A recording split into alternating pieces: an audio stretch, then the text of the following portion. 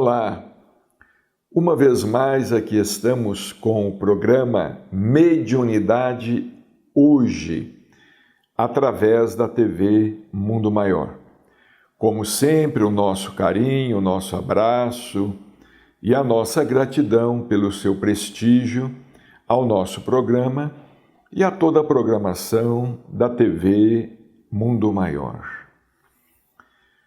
A vida de Chico Xavier, sem dúvida, é repleto de ensinamentos, repleta de ensinamentos.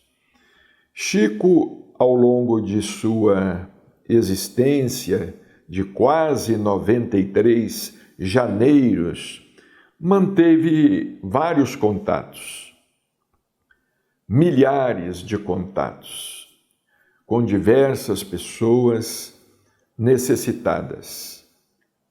E a todas elas, sempre ensinando alguma coisa, transmitindo uma orientação que, na verdade, serve para todos nós. No livro Nossos Momentos com Chico Xavier, do nosso irmão Oswaldo Godoy Bueno, lá de São Paulo, ele narra um tema interessante, um assunto interessante, um diálogo que Chico manteve com uma senhora da cidade de Santos. Ela falava em suicídio, estava muito decepcionada, se sentia abandonada pelo marido, pelo esposo, enfim, estava enfrentando uma dificuldade familiar e pela sua cabeça passava sempre a ideia do suicídio. E ele nos narrou aqui o diálogo que Chico teve com essa nossa irmã. O tema do culto do Evangelho em nossos encontros na sombra do abacateiro era geralmente de acordo com as necessidades da maioria das pessoas ali presentes. Emmanuel e Chico escolhiam um tema. O Chico dizia que Emmanuel, vamos dizer, sondava, estudava, tirava uma média da necessidade geral das pessoas que estavam participando do culto, à sombra do abacateiro, e com base nessa média das necessidades, Emmanuel escolhia o tema do Evangelho a ser comentado na tarde ou naquelas tardes de sábado. Chico abriu o Evangelho e o capítulo escolhido foi sobre o suicídio. Naquela tarde, lá no capítulo 5º, o suicídio e a loucura. Então Chico tomou a palavra e começou a falar. Segundo o nosso Emmanuel, as criaturas que procuram esse caminho para a solução dos problemas estão agravando ainda mais a sua situação. Na realidade, como dissemos, ninguém foge da vida. É um compromisso de pena, de sofrimento e de dor maior para aqueles que buscam este caminho. Então, Emmanuel, através do Chico, discorreu sobre o assunto, falando sobre o suicídio. Inclusive, Emmanuel já havia escrito diversas páginas a respeito do tema, e nós nos recordamos de uma frase lapidar de Emmanuel, em que ele escreveu o seguinte, que a gente escapa da morte muitas vezes, mas da vida ninguém escapa. Nós podemos escapar da morte, muitas vezes, né? Da desencarnação, muitas vezes, mas da vida ninguém consegue fugir, ninguém consegue escapar. E após o comentário daquele sábado à tarde, aproximou-se dele uma senhora da cidade de Santos e falou com ele assim: Chico, parece que você falou só para mim. Estou vivendo exatamente esse problema, Chico. como é que você sabe disso? Ele respondeu: ah, não, minha irmã. Chico ficou desconcertado e procurando dar alguma explicação àquela irmã, e ela começou sucintamente a contar a ele o seu problema, não é? O Chico havia falado sobre o assunto, ela disse que havia falado especificamente para ela, o que nós não duvidamos, porque Chico, de fato, ele percebia o pensamento das pessoas, não é? Aí ela contou: sabe, Chico, eu fui casada durante alguns anos. O meu marido, uma criatura que eu amava e amo muito, mas nós não conseguíamos ter filhos. Nunca consegui engravidar, por problemas de saúde. O nosso sonho maior era termos um filho. Isso acontece com muitos casais, né? Muitos casais às vezes tentam ter filhos e não conseguem. Depois de 5 anos, meu marido veio me dizer que ele, há 5 anos, estava fazendo vida com a sua secretária e com ela nasceram 3 crianças. Então vejamos, o próprio marido tomou a iniciativa de contar a ela que tinha tido um romance, estava tendo um romance com a secretária e tinha tido 3 filhos com a secretária. Sim, 3 filhos do convívio com aquela pessoa, e resolveu me abandonar. Foi morar com ela na cidade de Santos. Foi morar com ela na cidade de Santos, abandonou a esposa. Mas a fatalidade foi muito grande, Chico. Depois de algum tempo, meu marido sofreu um acidente e ficou uma cadeira de rodas. Olha as coisas como acontecem. Tomei conhecimento e fiquei muito triste. Eu ainda tenho amor por aquele homem com quem vivi muitos anos, mas a situação deles ficou muito difícil. Há muitos anos sou funcionária pública, a mulher contando. E o que ganho dá para eu viver uma vida muito boa. Eu ganhava muito bem como funcionária, né? Chico, mas com meu marido não aconteceu mesmo. Ele perdeu tudo o que tinha e ficou na miséria, sem condições de sustentar os próprios filhos. Olha, vejamos aí como são os caminhos da vida, né?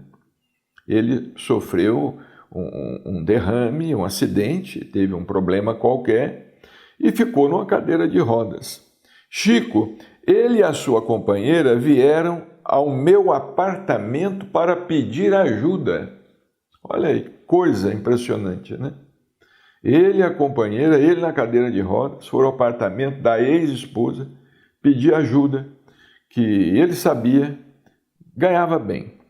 Eu o recebi fora da minha casa, no saguão do edifício.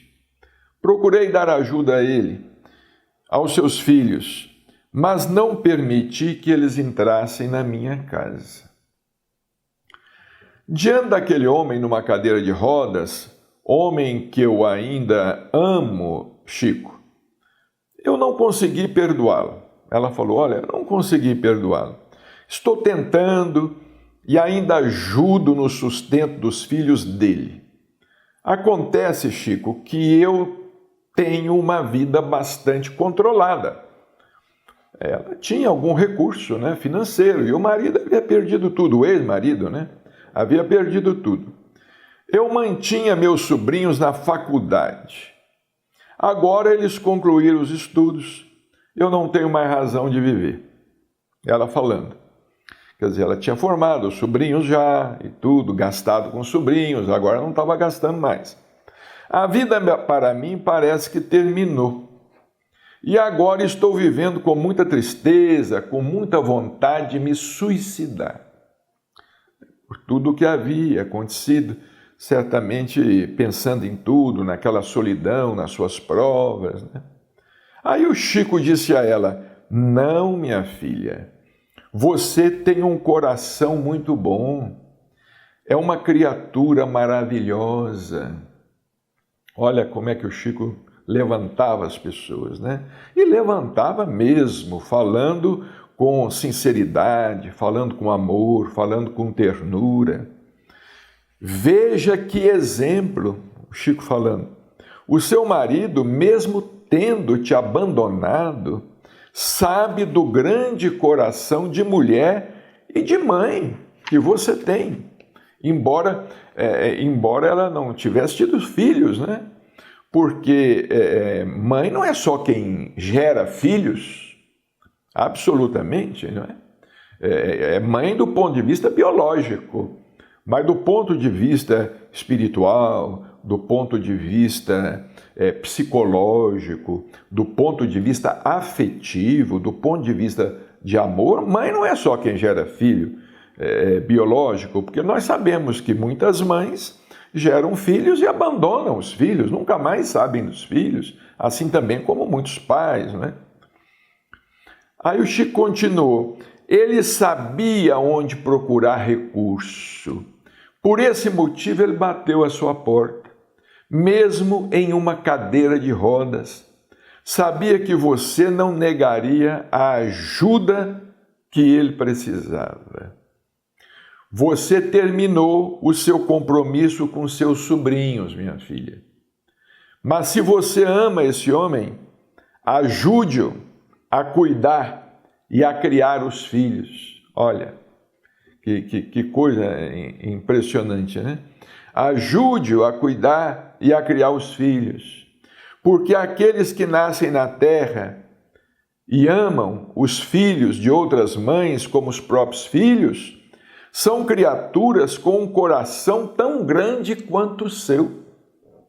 Quer dizer, aquela senhora naquela tarde recebeu uma chuva de bênçãos.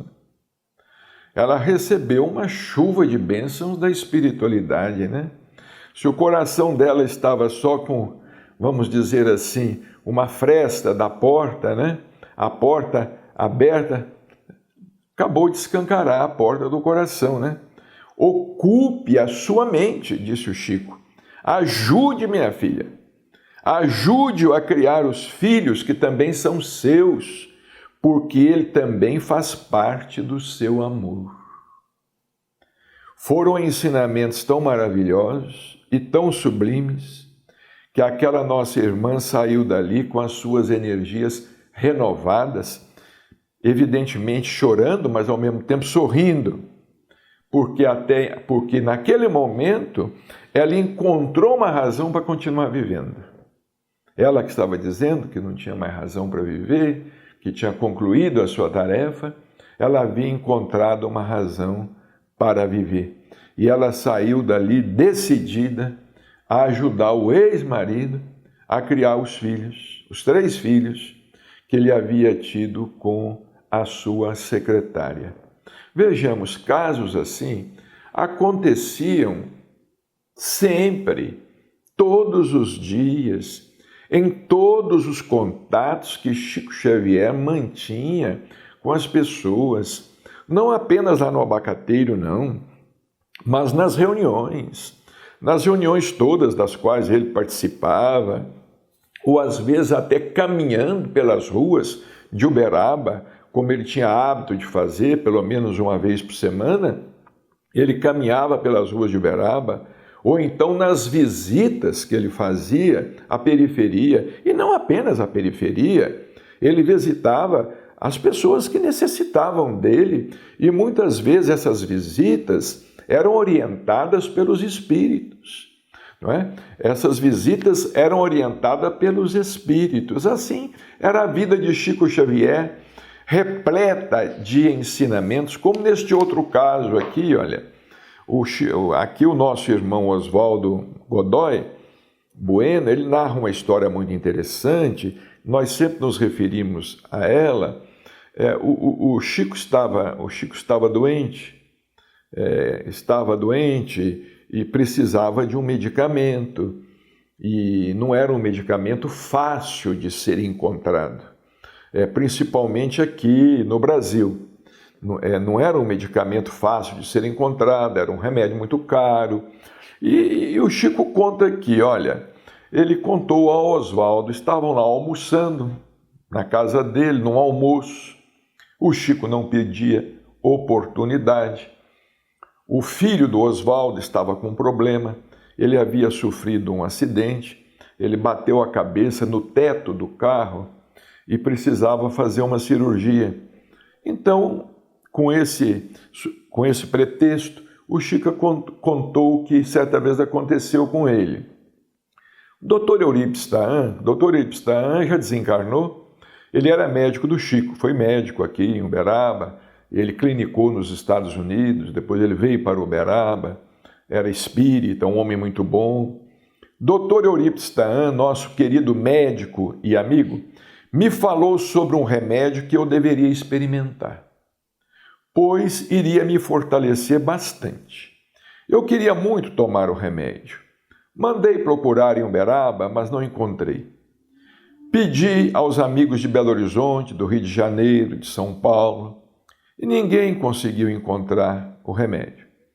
Eu aqui mesmo, nesta mesa, com muita vontade de experimentar o remédio, lembrei que este é o local onde eu passo constantemente os telegramas dos meus amigos. Era a mesa onde ele cuidava da correspondência, das mães que me pedem algo, e eu sempre direciono esses telegramas a Jesus. O Chico disse que mandava muitos telegramas para Jesus, né? A pedido de muitas mães, de muitos pais, de muita gente sofredora, com as súplicas de nossas irmãs e de nossos irmãos. Aqui mesmo sentado eu falei, olha o Chico, por que eu não passar também um telegrama para Jesus? Ele pensou assim, eu passo telegrama para tanta gente, porque eu agora estou precisando, eu vou passar o meu. Então eu vou passar o meu telegrama para Jesus pedindo meu remédio. E eu comecei mais ou menos assim, meu querido Mestre Jesus, sei que não mereço, mas nesta mesa e neste mesmo local, onde passo os telegramas dos meus amigos, aqui estou passando o meu telegrama também. É que eu gostaria muito de experimentar esse remédio. Já pedi em Uberaba, Belo Horizonte, Rio de Janeiro, São Paulo. E quem sabe algum amigo generoso possa encontrar esse remédio e me enviar. Mestre querido, me perdoe por tal súplica, mas aqui neste mesmo local eu tenho pedido pelos meus amigos. Agora estou fazendo o meu pedido. Então dizer que fez o pedido a Jesus, porque ele precisava do remédio e ninguém encontrava o remédio. Aí dizer que pediu a dona Dinorá, que era cozinheira, servidora da casa, para não mexer nos papéis das rogativas sobre a mesa, pois ele também estava passando o seu telegrama. Ó, Dinorá, você não mexe aqui não. Aqui está o meu telegrama. Passados 5 ou 6 dias, chegou uma caixinha e o remédio estava lá dentro. Procurou pelo remetente e, surpreso, dizia para consigo, meu Deus, o remédio está aqui. Esse amigo me mandou e não deixou o seu endereço. Como eu posso agradecer a ele? Olha aqui, se é obra dos espíritos, a gente não pode dizer, mas chegou uma caixinha lá sem remetente, com o remédio dentro. Olhando a caixinha, ele a viu, carimbada pelo correio, vinha do sul do país. Preocupou-se com quem teria enviado o remédio. Tinha muitos amigos no sul do país. Emanuel, ao seu lado, perguntou, Chico, o que está acontecendo? Por que tanta preocupação? Aí o Chico respondeu, olha, eu passei um telegrama para Jesus aqui nesta mesa, pedindo a Jesus o meu remédio. O remédio veio e eu não consigo agradecer a esse amigo, porque não tem o nome do remetente. Emanuel indaga, a quem você pediu o remédio? Eu pedi para Jesus, respondeu. Aí Emanuel disse, pois agradeça a ele, pois agradeça a Jesus. Foi o nosso mestre que mandou que procurássemos e providenciássemos esse remédio para você. Agora você tem o remédio, foi atendido por Jesus. Agradeça a Jesus, Chico. É dessa maneira que você tem que fazer. Então vejamos, os amigos espirituais, Chico mandou o telegrama para Jesus. Jesus certamente recebeu o telegrama e falou: olha, vocês procuram um remédio para o Chico. E o remédio chegou na casa de Chico numa caixinha, pelo correio, pelos correios, sem remetente. Agora, como é que isso se deu? Nós não sabemos, mas o caso é que o fato se deu. Como é que isso foi feito? Ninguém sabe, né? Se alguém inspirou alguém, se alguém sugeriu alguém, como é que isso foi feito, se algum espírito feito a gênere providenciou isto, não sabemos, né? Então conta aqui o Oswaldo a respeito deste assunto do Chico, do telegrama para Jesus, porque o filho do Oswaldo, o Roni, que era médico também, o menino era médico, havia se formado em medicina, estava precisando fazer uma cirurgia delicada na cabeça, uma cirurgia delicada no cérebro, porque ele havia sofrido um acidente. E o Chico sempre protelando a cirurgia. Não, espera mais um pouquinho. Ainda não está na hora. Vamos esperar mais um pouquinho. Ainda não está no momento da cirurgia. Vamos aguardar mais um pouquinho. Mas diz o Oswaldo que depois dessa história do Chico, eles voltaram para São Paulo e falaram assim: olha, o Chico não fala as coisas à toa. Vamos passar também o nosso telegrama para Jesus. Aí diz que o Oswaldo passou um telegrama para Jesus, pedindo pela cirurgia do filho. O próprio filho passou um telegrama para Jesus. A esposa, a mãe, passou um telegrama para Jesus, não é? Até que o menino, um dia, se submeteu à cirurgia com sucesso. A cirurgia foi feita no cérebro, uma cirurgia delicada, porque ele estava tendo convulsões devido a essa batida na cabeça, não é? E teve sucesso, e o menino ficou completamente curado. E o Chico dizia assim, diz o Oswaldo, que o Chico dizia assim: às vezes nós fazemos uma prece e o nosso pensamento divaga. Às vezes a gente se perde no meio da prece, muitas vezes, né? Às vezes até a gente vai fazer um Pai Nosso e uma prece tão curta. Imaginemos se Jesus tivesse nos ensinado uma prece longa, hein? Ele nos ensinou uma prece curta, né? O pensamento divaga, vai muito longe e a gente não completa o pedido.